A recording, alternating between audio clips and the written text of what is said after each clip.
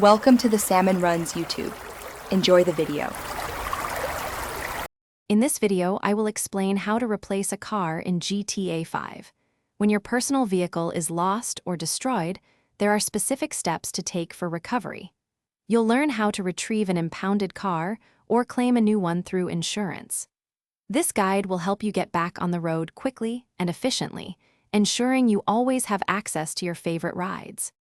If your car is impounded, head to the impound lot, usually found in the eastern part of Los Santos. You'll see a white car icon on your map. Once there, you have two options. Pay a small fee, typically around $250, to legally retrieve it or try to steal it back, which will likely attract police attention and a wanted level.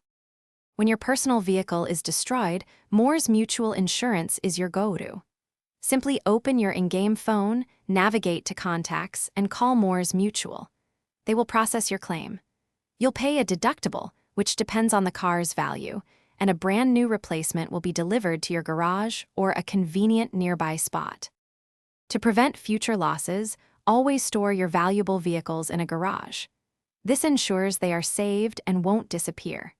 Additionally, purchasing full coverage insurance for all your personal cars through Los Santos Customs is crucial.